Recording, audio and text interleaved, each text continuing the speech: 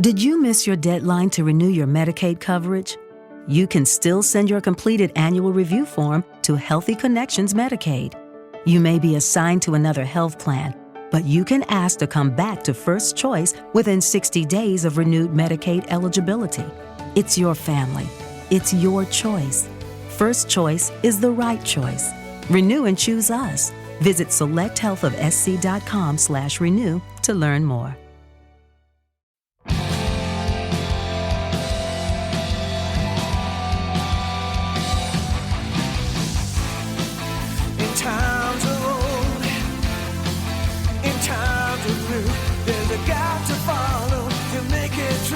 It's the Pop Culture Field Manual.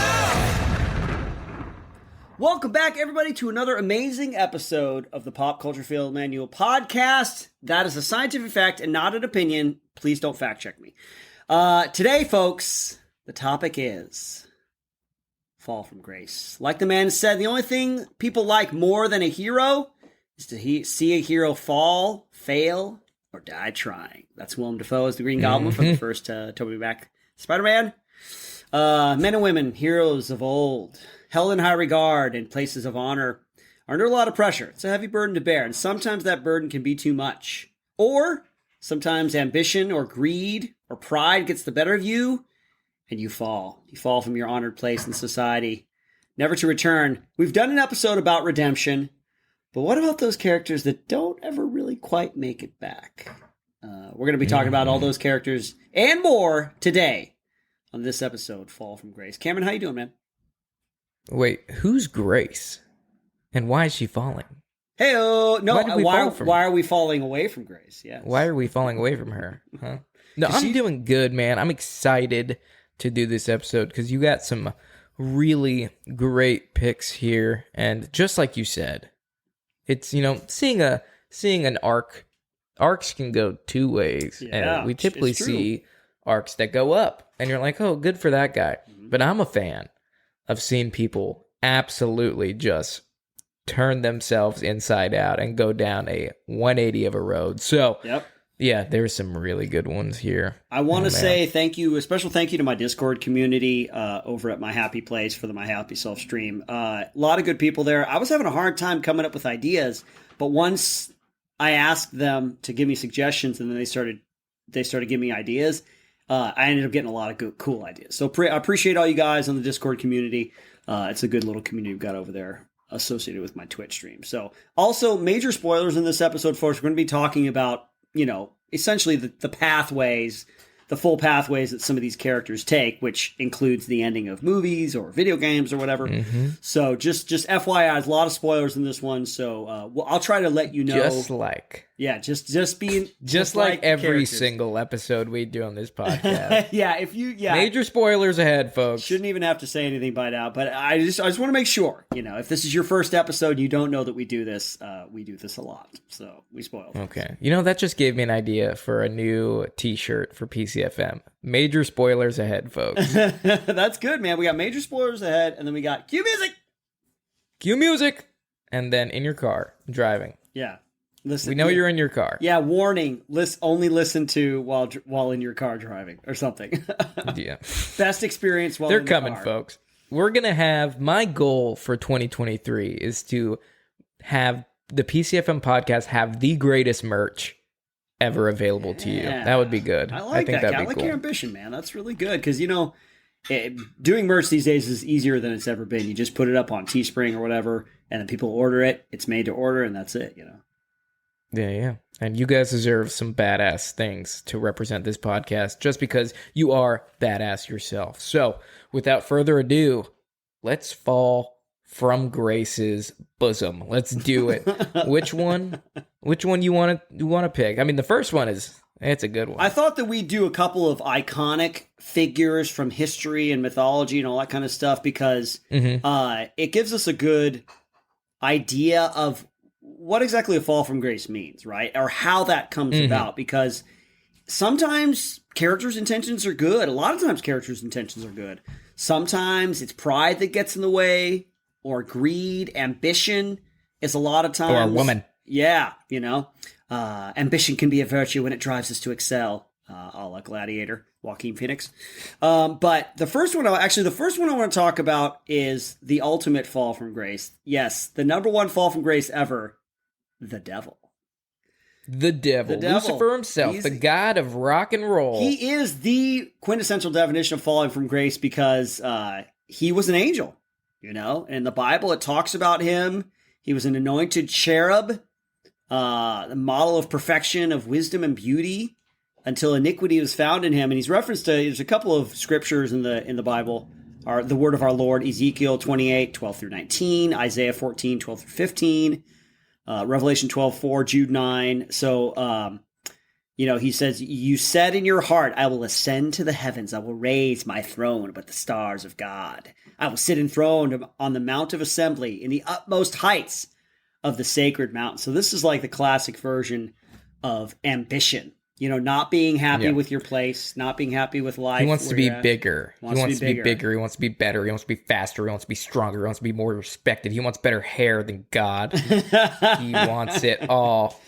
And instead he was cast down to the depths. And so you will see that probably maybe in a couple of the characters that we explore today, but he's like the quintessential one. And then the historical, one of the most popular names in the world, or at least in America, when it comes to like betrayal and falling from grace, falling away, is Benedict Arnold. Arnold. Why? He was an American-born military officer. Oh, is this the guy that betrayed? Yeah, and he couldn't be buried. He's not buried. Yeah. Yeah, he served as he was in the Revolutionary War. He was on America's side. And he rose pretty high in the ranks, but there's a couple different reasons. It's kind of disputed about why exactly he did it. Could have been jealousy. Could have been like he didn't feel like he was respected enough or given enough opportunities and enough praise or enough appointments.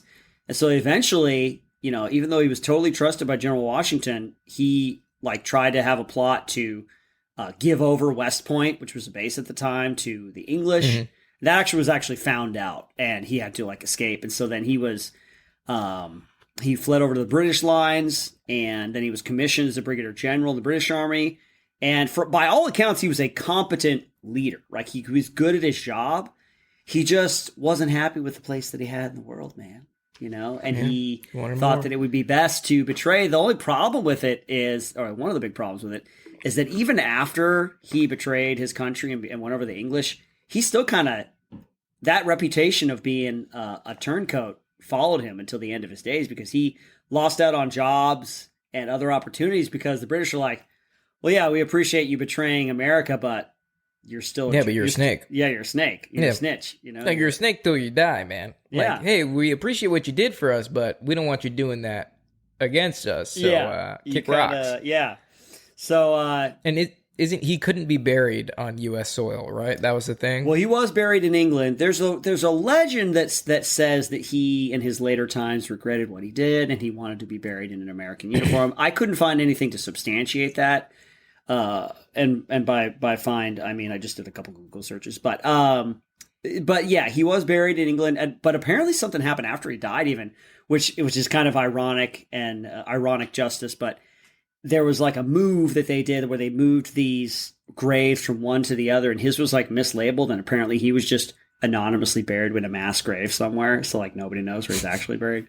He died. Well, fuck him. In death, he is in obscurity. So Benedict Arnold, Benedict Arnold, the name. If you call somebody a Benedict Arnold, it means that they're a turncoat, they're a traitor.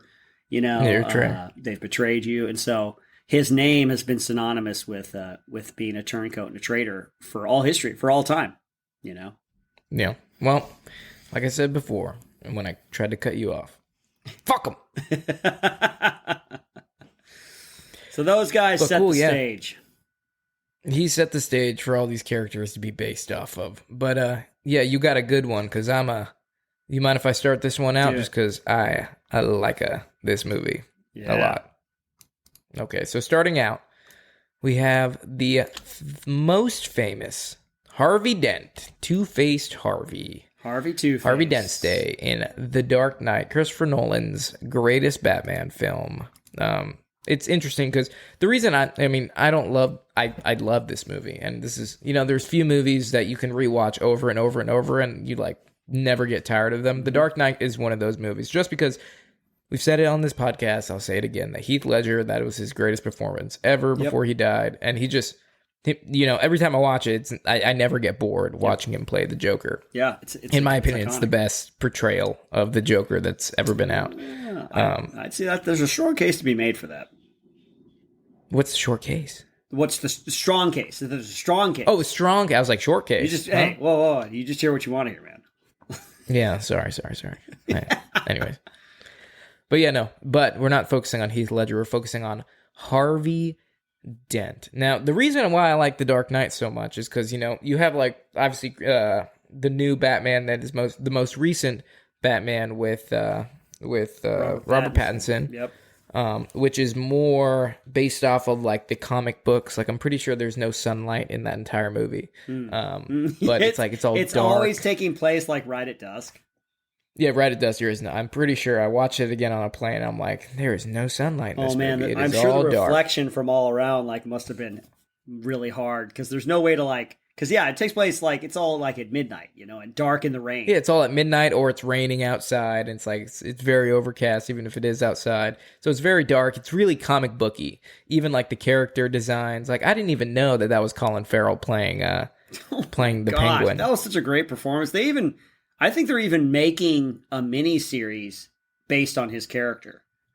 Yeah, I had no idea. Someone had to tell me. Yeah, I think you told me. You're like, yeah, Colin Farrell as a Penguin. I was like, wait.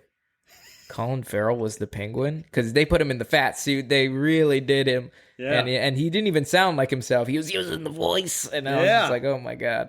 Yeah, that was an excellent performance. But that one is super comic booky. But the reason I like The Dark Knight is because when you watch whether it's DC or Marvel, when you watch these, they're like ingrained in a comic book universe. Mm-hmm. But the reason I like the Dark Knight series so much, or Christopher Nolan's Batman, is because this could be real.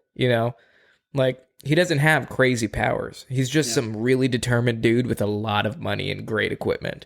And then obviously the people and the crime that he's dealing with, they're all normal people. Like even the Joker, he's, if he's stabbed, he's not going to go crazy. Or he didn't dab himself in a vat of acid and became this cynical thing. He just paints on a face and he's a psycho dude. Yeah. Like it's all ingrained in reality. And that's why I like that series so much. Mm-hmm. But Harvey Dent's character, in the comic book series, obviously he's like, wears a half suit with ones like, at least with, what's the portrayal by real famous guy with Jim Carrey. Oh yeah. The kind of the Joel Schumacher one. I forget his name, man. He hasn't been in anything in a long time. He was in No Country for Old Men. No, Tommy Lee Jones.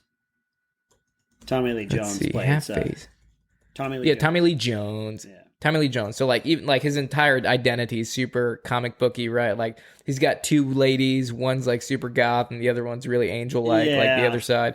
But this one is like, no, he's just like deformed from some oil. So like it's totally, I mean, I don't know if I'd walk around like that. Like he must have been in so much pain.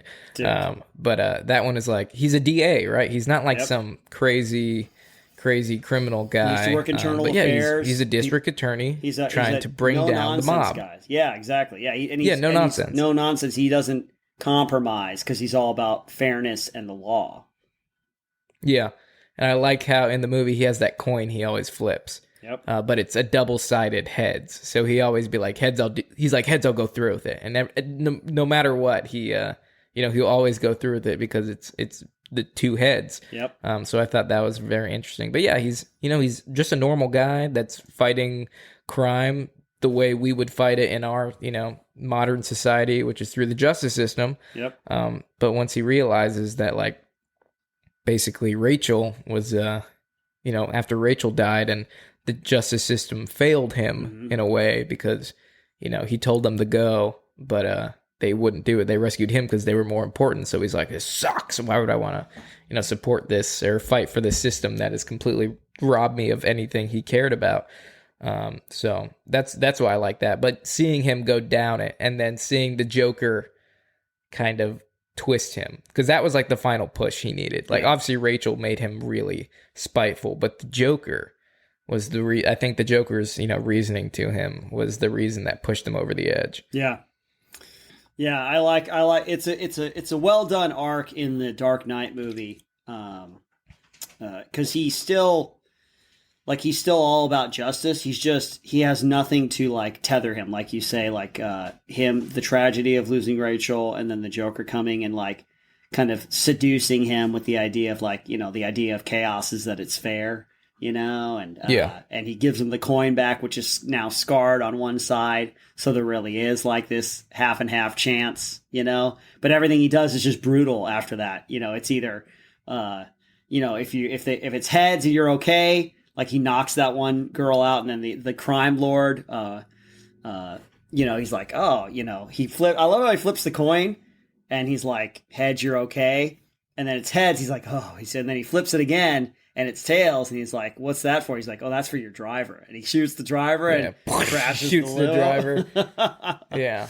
But he's savage, and that's crazy because he goes from such a good stand-up, morally straight guy to just over the edge, like no holds bar. Yeah, and then but his legend lives on though, because they they kind of cover up Commissioner Gordon. Gary Oldman's there. They all covered up because they need to have a hero. Like they talk about, like I think he says something to the effect where Christian Bale's like, I'm the hero maybe Gotham wants, but he's the hero we need.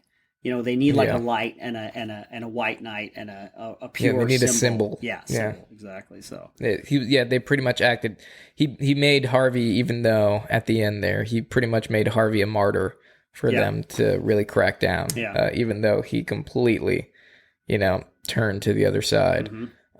But yeah, no, I think that was it was a good pick there, buddy. Yeah, I'm glad you put it on this list. Yeah, man. But why don't you go ahead and pick another one here? I want to talk about Will Money from the film Unforgiven. It's Clint Eastwood's character from the 1992 film Unforgiven. And the story is basically he was this rootin', tootin', shootin' criminal outlaw. He was like a real bad dude back in the day. And then he met this woman who he fell in love with, who kind of, he says, helps him change his ways and get rid of, cursing and drinking and his meanness, the movie kind of starts with him hanging out with his kids, and he's not having a good time. Like, he's a single dad. He's got 2 kids, and he's trying to take care of his farm. He's not doing very well, and a young guy, the Schofield Kid, comes along and offers him a job. There were these prostitutes, and one of them gets cut up by these cowboys, and nothing happens to him, and the girls are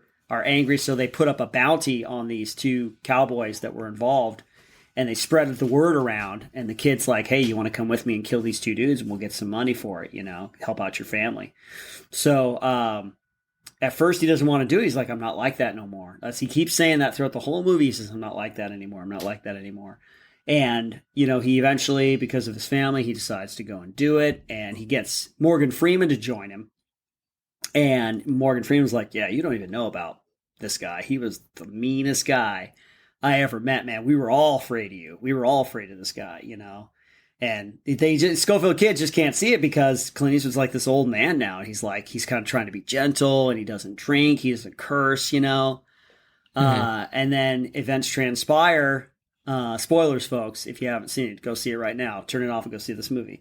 But events transpire to where basically, They kill the cowboys, but then Morgan Freeman's character gets captured by the law in the town, and they put him up. They torture him to death, and they display his body callously on the front of a bar in a coffin, and say this is what happens to when assassins come through town and stuff. And Clint Eastwood hears about this, and he the Schofield Kid has like a bottle, and he's like, give me that bottle, and he starts drinking.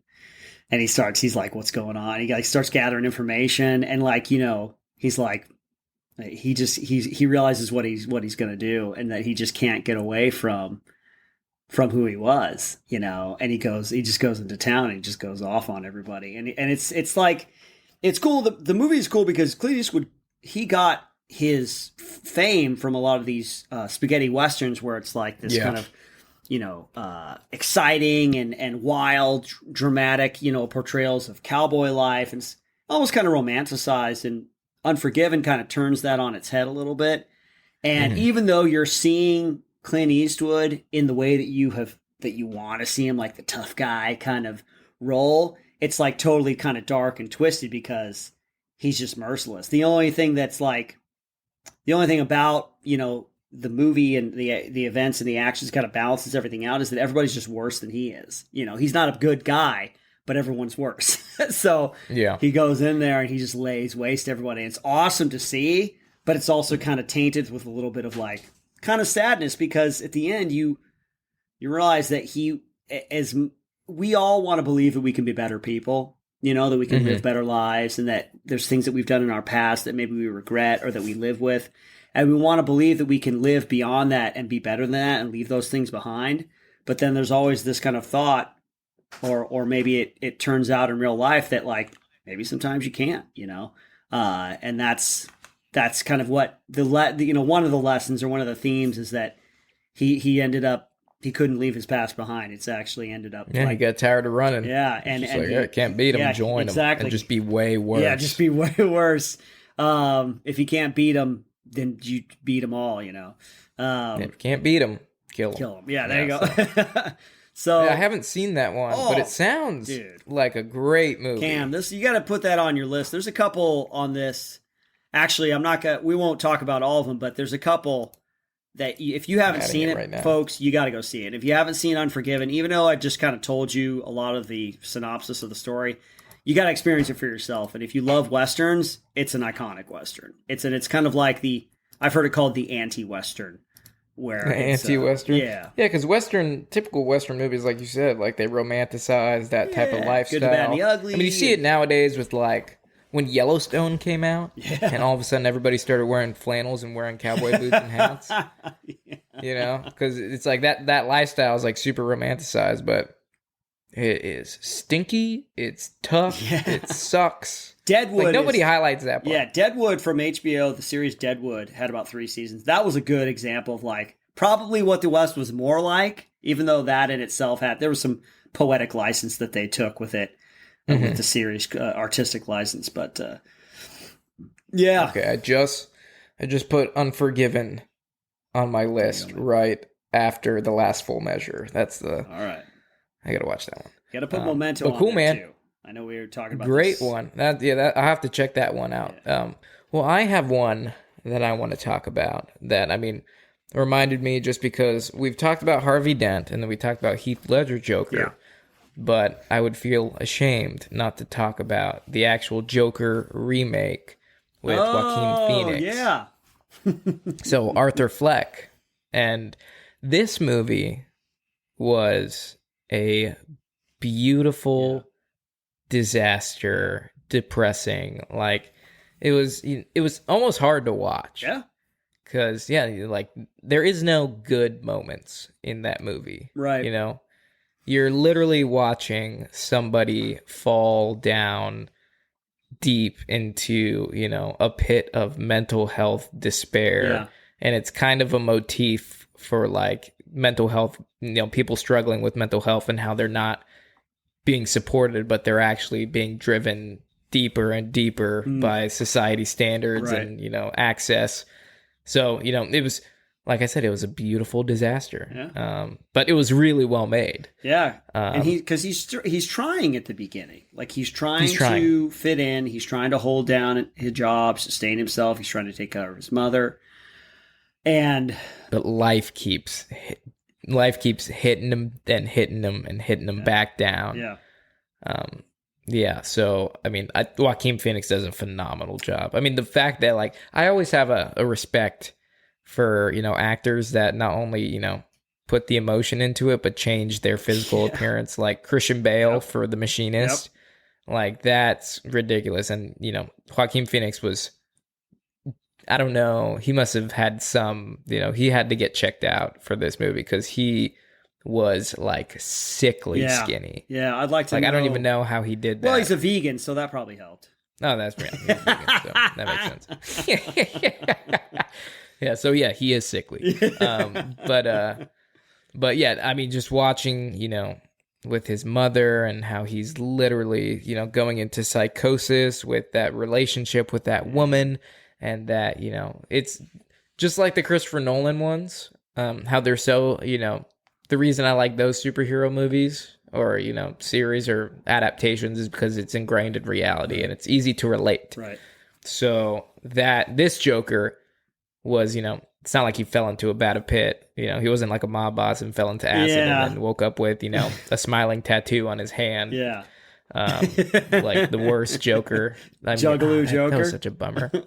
Yeah, because I love that. I love Jared Leto. Leto's a good actor. But yeah, Jared Leto's a great actor, but I feel like they just screwed him with that one. Well, who knows? Who knows what, because he said that they filmed a bunch for Suicide Squad. They said they filmed a bunch, like a movie's worth of footage, and he's in like maybe 2 minutes worth of the movie? Like he's not in it. Yeah. He's not in a lot.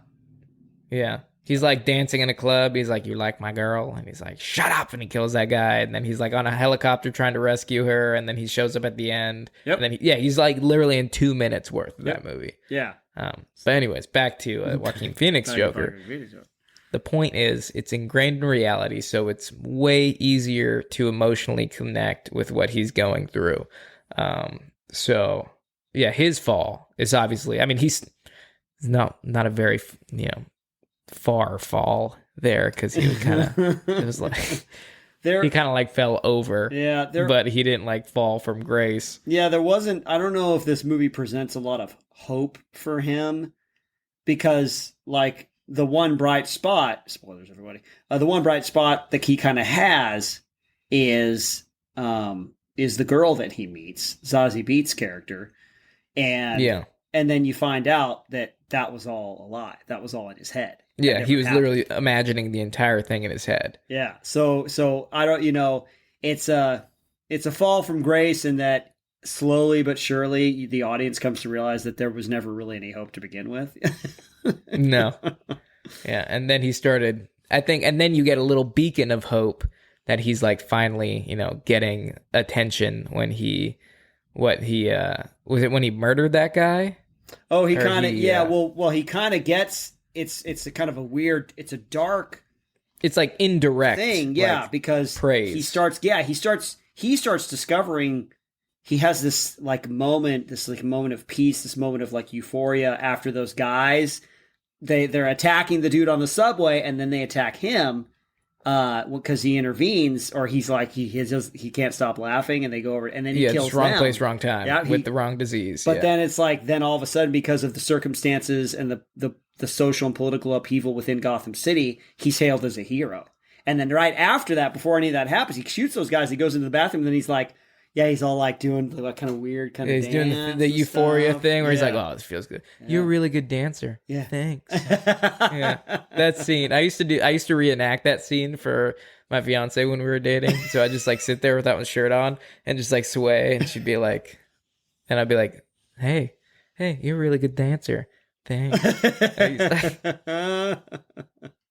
Yeah. So there is you might even look at it maybe in a different way, where in a dark sense, it's more of like, not redemption, but it's like he's fully flowering into his final form, his true self, which is Joker. He's not, Arthur Fleck was the weak shell of a man, and the Joker is the powerful,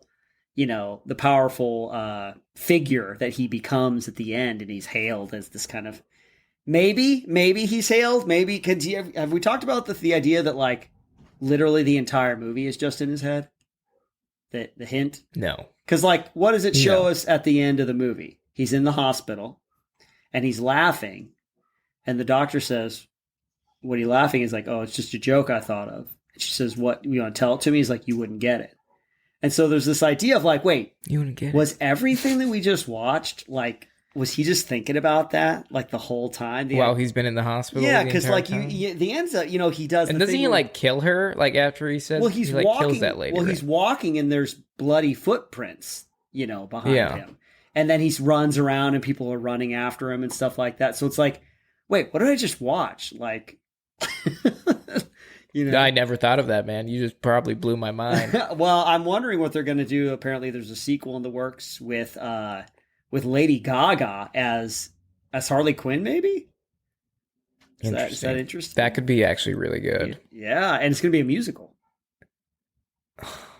Fuck me, dude.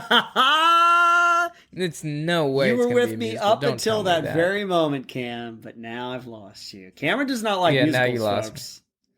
I just don't. I hate musicals. Maybe... Yeah, we were at Izzy's Christmas party, and we always watch a movie at the Christmas party, and they put on a musical, and I was like, "All right, I'm out. All right, guys, Merry Christmas." I love it. You stuck it out, man. You got a good solid 15 minutes into the movie. You're like, we're going to take I got off. in We're it. gonna take off. Yeah, it was borderline Lost Platoon from a vampire episode where I'm like, okay, that's good. We were good. watching, was it Spirited? Spirited with musical? Ryan Reynolds and Will Ferrell. Yeah. Right? Yeah. Yeah, couldn't hack it. Way too much singing. Really good music. Yeah, real good music. Man. But I have a question for you. Yeah. Just because we're pushing to the edge here All right. of time, but Leonard Shelby, Memento, and it says on the outline, stop. If Cameron hasn't seen this, then don't talk about it. Yep. We're not going to talk about it. If you haven't seen it, this is not a movie that you can talk about without spoiling. Like almost anything that you talk about in relation to the movie hints at what's going on, and it's just a movie you have to see for yourself. So if you haven't, put that at the top of your list, because this is better than Last Full Measure. This is better than what we just talked about. But yeah, you gotta. It's Guy Pearce. It's Christopher Nolan before he hit it big. Yeah, it's kind of one of his first. He did one of I think he did like Following. Memento. He did this one, Memento, and then he did The Prestige, and then he started doing, I think, the Batman Okay, movie. yeah, Prestige is great. But, okay, I will literally watch this tonight. Dude. I got my fiance and I, Sydney, as you all know. I'm just gonna start saying Sydney because you guys know by now. Sydney and I are gonna make creamy tortellini soup All right. that we found on Instagram. All right, man. Nice. So we're gonna make that, and then I will put on this movie and say right. it's okay. You That's let what me we're know. doing. I want to report next time we do an episode. You let me know. Okay, I will. But cool, man. I think we covered a good chunk of people that fell from grace here. Yeah.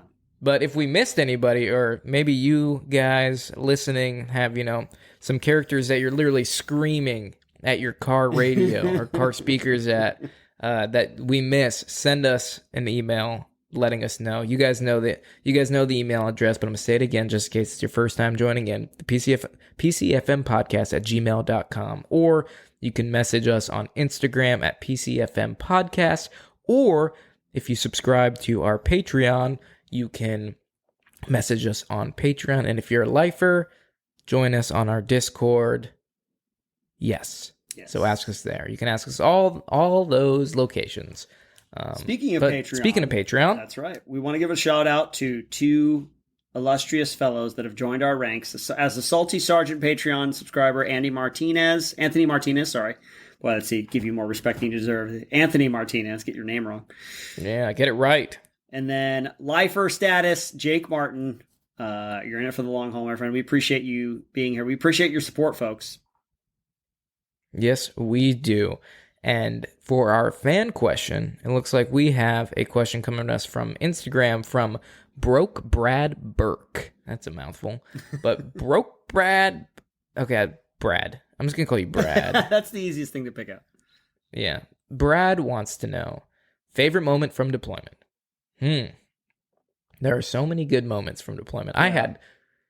I had an amazing deployment. I did too. It was really eye-opening, great experiences. But one thing that I always tell people, or at least in my head, like if someone asks me what was like the best part of or best moment of your deployment, I think I've told this story before, where it was me and my medic at the time, and we were in our CCP, which is Casualty Collection Point, which is basically where they bring all the casualties that the SDF was basically, because the SDF with Delta was pushing the FLOT in Raqqa, but so they were getting, and when we got there, it was pretty much ISIS controlled, so they kept getting messed up. So they'd bring all the SDF fighters to us because at the time we were the closest ones to, or the closest aid station to the FLOT. So we would get like five casualties a day, 6 casualties a day, whether it be gunshot wounds, blasts, losing legs, everything.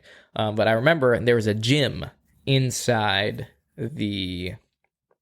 there's a gym inside of the CCP, and it wasn't big anymore. It wasn't big at all. There was, 1 room, 2 rooms, 2 actual like operating rooms, a small gym the size of like any, basic bedroom, and then, a sleeping quarters, and a storage room. And me and my medic at the time were, bench pressing on the little gym in a box we had, and we heard the alarm go off, and like we go out, and there's some dude that's basically dying on the operating table. So we like glove up, and we just start doing CPR on him. Like start doing CPR, taking turns, doing chest compressions, and the surgeon brings in the AED, the thing that you fucking where they're like clear, and then they hit the chest, and then we kept doing chest compression.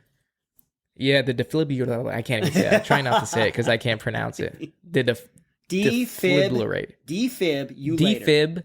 You later. Defibrillator. I'll defib you later. I'll get you later. I'll defib you Okay, a defibrillator. Yeah. The defibrillator. I'm just going to say it real quick. Defibrillator. Yeah, so the surgeon's prepping the defibrillator while my buddy and I are doing chest compressions, and then they hit him, and we literally are going back and forth for like 15 minutes, and then magically we bring the guy back to life on the table. Yeah, so, and then right after we brought him back to life, they finally got him stable. And me and the medic went back into the gym and finished our set. That dude rudely interrupted. Dude.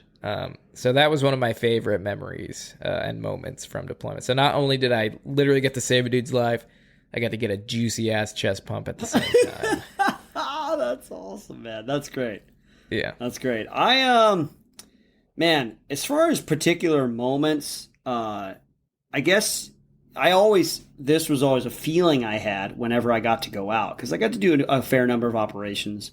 Mostly, actually, ironically enough, when I was on the B team in the headquarters unit in Mosul, because there were 2 teams that were in Mosul as well, so they were always doing operations. So they always need to get their guys plussed up or have extra hands on deck.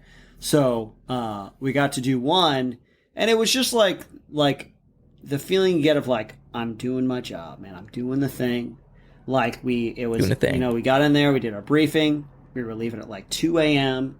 With an Iraqi element, partnering up with them, and I remember getting all the stuff, you get all your gear on, all your equipment, you're ready to go. You know what you're gonna do. The Blackhawks are in the airfield, and you're going up at night. You're walking up to them, and they're spinning their blades, and the dust is going up, and it's catching in the blades, and it's creating this like halo. This like little sparky halo around the helicopter. You get in there, and it's like classic, strapped in, legs dangling over the side. You're flying low, maybe 100 or 200 feet above the desert of Iraq, doing your thing. You get off, the thing lands, it's dust everywhere. You get in a circle, you pull perimeter, they take off. You're hanging out, and then you move in, and you're doing the thing, and then we're blowing the doors, we're going in, we're clearing the house, we're doing our job. And it's just good. It's just there's a picture I have. Yeah, you got to do what you trained years to do. You got to do it finally. Yeah, man. There's a picture I have after that op that I have in my collection of pictures where I'm just smiling and stuff like that, and I've got my hair's all tousled, I'm all dirty and stuff, and it's just that feeling, man. It's that feeling of getting to do your job, of it all coming together, And that's the best feeling. That's a really cool feeling when it happens, That's the feeling that makes you re-enlist, like right on the spot. Yep. Yeah, you could have the worst career. You can be treated like shit, but the second you actually get to do the job you signed up for, you will re-enlist. Yeah. You will. Like I saw it multiple times. I was just like, okay. Yeah. Like I came that close. Yeah. After that deployment, I came that close. But the reason I didn't re-enlist is because the war was coming to an end, and they were like, "Oh, we're not deploying again for a while." And I'm like, "Oh, well, I want to go do my job." So yeah, I want to go do something. But yeah. But cool, Brad. We hope that answered your question there, buddy. But moving on to end the podcast out, it looks like we have a game, and since I can't see it, that means I'm playing. That means that I'm the game master now, Cameron. I'm the game master. You are the player. I'm the songwriter. You are the song. I am the dancer. Okay. You are the dance. No, this game is called "We've All Got It Coming, Kid," and that's a line from Will Money from Unforgiven. And it's basically a simple premise. I'm just going to name a character, and you tell me how they were ultimately brought to justice. So these are bad guys. I'm going to name them off. I'm going to. Some of these are kind of easy, so I'm not going to give you too much information. I'm just going to give you like the name. Maybe I'll give you the movie they were from, but you tell me ultimately how they were brought to justice, or how they met their end, Okay, I will do my best here, but no promises. Yeah, that's all right. No warm-up. We're just going to jump right in. And the first one is Voldemort. Voldemort. Okay. Yeah, basically, he... Oh my god, what? Literally, Deathly Hallows 2. Yeah, doesn't he? Oh, Neville. Neville gets him, right? Oh, Neville stabs the snake. Yep. Yeah, so Neville pretty much defeats the last Horcrux. How do you say it? Horcrux, yeah. Like his protection. Horcrux, kind of so thing. yeah. So Neville takes him out pretty much. Yeah, I'll give it to you, man, because honestly, I haven't seen this. I was just looking it up on the internet, and I know that I was just looking for Harry Potter defeats him. That's all I'm looking for. Okay, yeah, Neville hits the last Horcrux, and that gives Harry the opportunity to actually kill him. Yeah, because I actually tried to look this up, and it's like this whole complicated thing where like he kills Harry, but Harry's not actually dead because they share like parts of their spirits. Yeah, he kills Harry and he comes back. Harry goes to like heaven, but it's annoying. I just say Neville is the reason he's able to. You know what? Kill I'm going to him, give it to you. I'm going to give it to you because I don't care. Thanks, man. Yeah, okay. All right. All the Harry Potter nerds are like, no, that's not how it goes. No. Yeah. All right. But I get it now. I get the concept of the game. I'm ready. That could have been. We'll call that your warm up. Okay. Oh, was that round one? Yeah. I thought that was the warm up. Well, I mean, yeah. We'll call it the warm up because. Hey, don't pull any punches, man. No, it's all right. I mean, punches. I'll give it to you because I don't really know the details all that well because I haven't seen it nor have I read the books. These other ones, I'm pretty sure I know how it ends. So. Okay. All right. Next one, Hans Landa. Hans Landa, he makes a deal with the United States government, basically betrays Germany to seek refuge for basically giving information. However, Brad Pitt's character, Lieutenant Aldo Raine, does not really like the idea of him taking off his Nazi uniform and living amongst Americans basically with debt-free.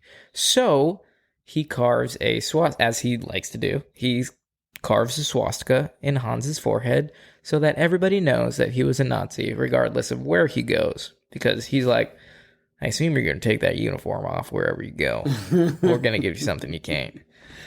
So yeah. That's it, man. You got it. Yeah, Inglourious Bastards is probably my finest one yet. Doesn't he kind of say something like that? Yeah. Good one. Yeah, Ultimate Justice for Hans Landa. Okay, the next one, the Joker from The Dark Knight. Joker from The Dark Knight.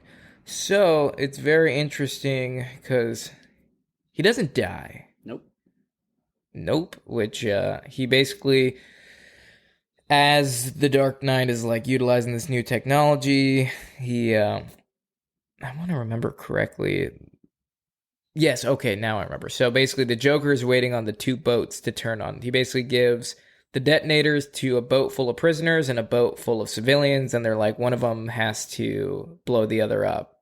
He gives them the choice. So he lets chaos ensue, but Batman finds him, and then basically tethers him by the leg over the edge, and then leaves him there for the SWAT police department to get him again, right? That's it, man. That's 100% on the money. Okay. Yep.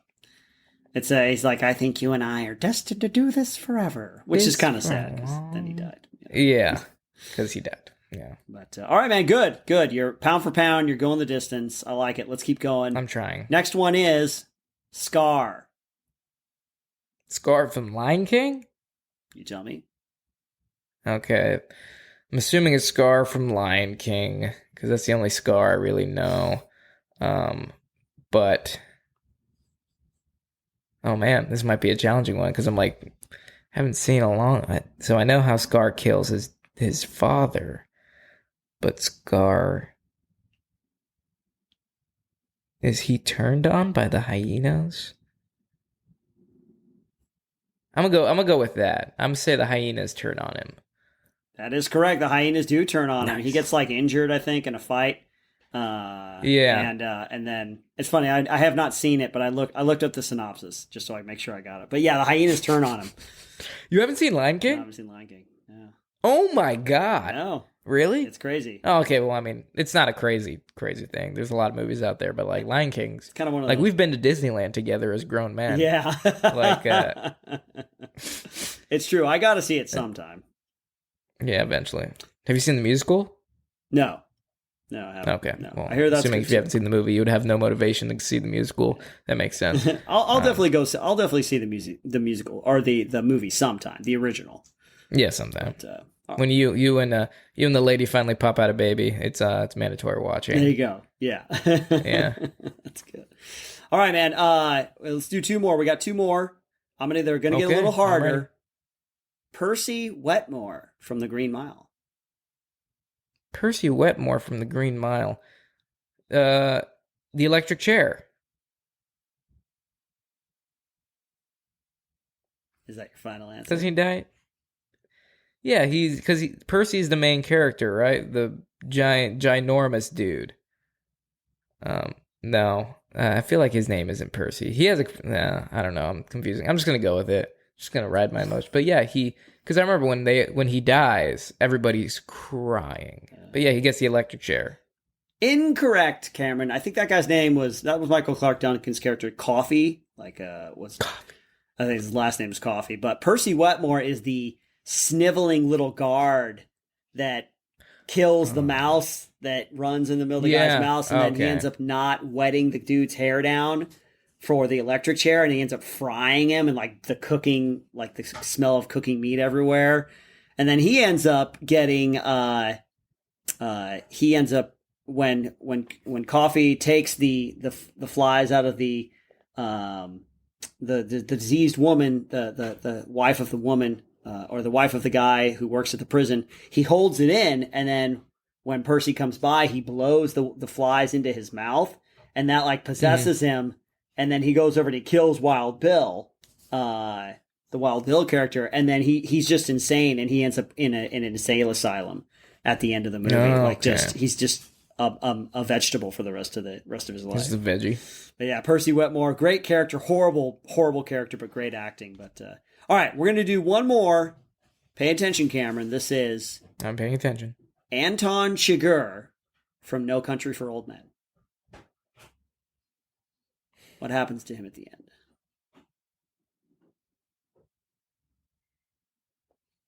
God, it's been so long since. Actually, I'm not. No one. This is where he has like the cattle prod, right? It's that guy. He has the air punch thing. Yeah, that's a cattle prod.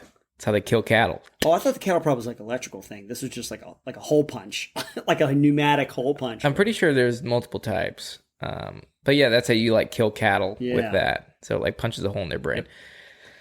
I've only seen the death scenes I've only seen the murder scenes of that movie. Oh, okay. Yeah, because my buddy was like, "Have you ever seen No Country for Old Men?" I'm like, "No, I haven't seen it." He's like, "Watch this YouTube video. This guy just murders people with a cattle prod," and he like showed me all the deaths, like the murder scenes. But I've actually never seen the movie or how it ends, where he like flips the coin. He's just like, "Ah." Yeah, the movie is kind of about fate, basically. That's kind of one of the main themes. But actually, he gets away. He does all this stuff. Gets away. Yeah, at the end, he kind of makes one more visit to the wife of Josh Brolin's character, and he ends up killing her. And he's walking, and he takes her car, he's driving away, and then he gets hit. He gets T-boned in the middle of an intersection, and he's like injured. And these kids are like, "Are you okay, mister?" He's like, "Hey, listen, I'm going to give you some money.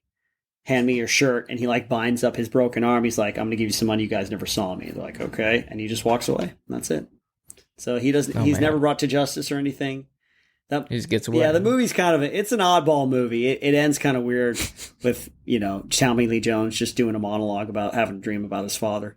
But it's weird. It's a weird movie. It's good, but it's one of those movies that plays with your expectations because it's not about like good guys and bad guys. It's just about the weird twists of fate. You know what I mean? Yeah. So, Like you never know. never Like know. you don't live your life any specific way. Like you can't write it. Yeah, because something could intervene, something could happen, and you just don't know. So Yeah. I mean, it's a cool concept. Yeah. But yeah, I have to actually watch that one in its entirety, not just the crazy death scenes. Good one. But cool, man. Good one. I'll take those losses. Yeah. I'll take them You did good, man. with my head That was actually held high. Yes, you can. You can. As I continue to interrupt you, sorry. That's okay. You can hold your head high. But that good job, man. That was it. That's the game, folks. How did you do at home? Let us know. And yeah, folks, that's it. That'll do it for this show. We appreciate you guys joining us, of course. Get a hold of us. Subscribe on Patreon if you want more amazing, great content. Yeah, that's it. Yeah, check out our awesome new merchandise. Oh, that's right. Yeah. And yeah, great new merchandise. Like I said, I'll make it my personal mission to start uploading different designs, especially for you, John. I saw your comment on Patreon. We're going to get the Q Music shirts working. But yeah, folks. And speaking of Q Music.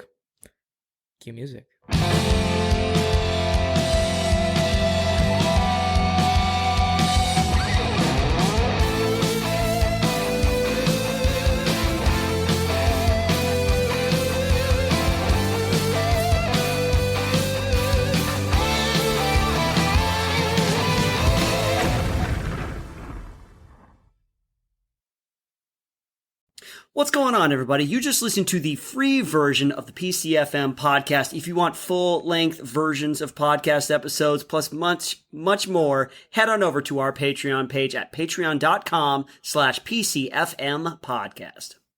That is right, Israel. If you want access to this full episode, you have to subscribe to the Fuzzy Private tier, which is our cheapest tier on Patreon at $5 a month.